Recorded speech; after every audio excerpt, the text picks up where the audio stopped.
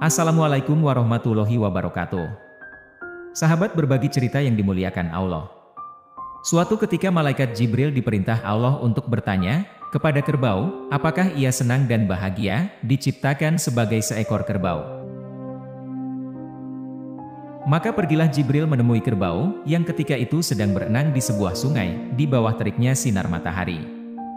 Jibril pun bertanya kepadanya, "Wahai kerbau, apakah engkau senang dan bahagia diciptakan sebagai seekor kerbau?"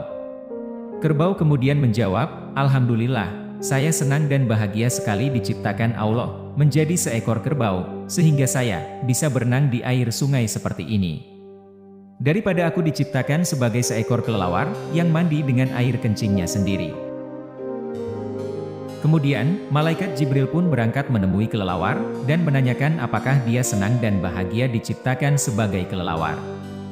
Kelelawar pun menjawab, "Alhamdulillah, saya sangat senang dan bahagia diciptakan menjadi kelelawar. Dengan sayap yang diberikan Allah, saya bisa terbang kemana saja, dalam waktu yang singkat dan cepat.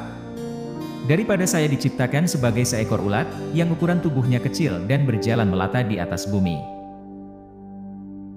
Malaikat Jibril pun berangkat menemui ulat, dan bertanya kepadanya, apakah ia senang dan bahagia diciptakan sebagai seekor ulat. Lantas ulat pun menjawab, "Alhamdulillah, saya sangat senang dan bahagia diciptakan sebagai seekor ulat, walaupun berjalan melata di muka bumi, namun masih dapat menyaksikan dan menatap cahaya matahari. Tidak seperti cacing yang hidup di dalam tanah, tidak berani menatap matahari, dan berjalan dengan menarik tubuhnya." Maka Jibril pun berangkat menemui cacing, dan bertanya kepadanya, apakah ia senang dan bahagia diciptakan menjadi seekor cacing. Kemudian cacing pun menjawab, "Alhamdulillah, saya senang dan bahagia diciptakan sebagai seekor cacing. Walaupun tubuh saya kecil dan berdiam di dalam tanah, serta tidak bisa menatap matahari, namun kalau saya nanti mati, saya tidak akan mempertanggungjawabkan apa yang telah aku lakukan kepada Allah sewaktu masih hidup. Daripada saya diciptakan menjadi manusia yang sempurna, namun jika dia tidak mampu beramal kebajikan, dan menggunakan kesempurnaannya itu untuk beribadah kepada Allah, maka selamanya dia akan menerima siksa dari Allah Subhanahu wa Ta'ala." Sahabat berbagi cerita yang dimuliakan Allah. Dari kisah ini kita dapat mengambil pelajaran. Pertama, bahwa dalam kehidupan di dunia ini, kita haruslah selalu memandang ke bawah. Jangan membiasakan diri memandang ke atas, karena akan membuat kita silau karenanya. Orang yang selalu melihat ke bawah, akan senantiasa bersyukur dengan kondisinya, apapun bentuk dan keadaannya. Sebab, dia akan merasakan bahwa kondisinya jauh lebih baik dan lebih sempurna, bila dibandingkan orang lain yang lebih rendah darinya.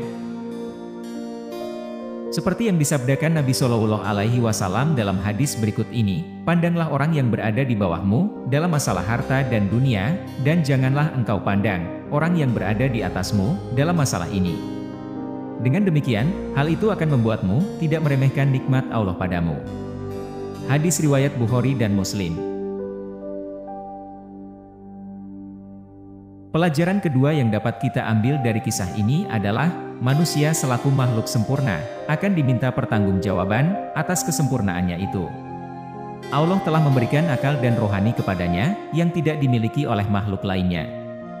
Dengan itu juga, manusia dibebani dengan serangkaian tugas dan kewajiban, yang mesti ditunaikannya. Jika dia tidak mampu, maka kelak dia akan menerima siksa dari Allah. Berbeda halnya dengan binatang, mereka tidak akan diminta pertanggungjawaban oleh Allah. Oleh karena itu, manusia haruslah mempersiapkan dirinya untuk menghadapi pertanyaan Tuhan nanti di alam akhirat dengan melakukan amal-amal sholih. Seperti yang difirmankan Allah Subhanahu wa Ta'ala dalam surat Al-Isra, yang artinya, "Dan janganlah kamu mengikuti apa yang kamu tidak mempunyai pengetahuan tentangnya. Sesungguhnya pendengaran, penglihatan dan hati, semuanya itu akan diminta pertanggungjawabannya." Dalam surat At-Takatsur Allah Subhanahu wa Ta'ala berfirman, yang artinya, "Kemudian kamu pasti akan ditanyai pada hari itu tentang kenikmatan yang kamu megah-megahkan di dunia itu." Sahabat berbagi cerita yang dimuliakan Allah. Sekian yang dapat kami sampaikan, semoga bermanfaat.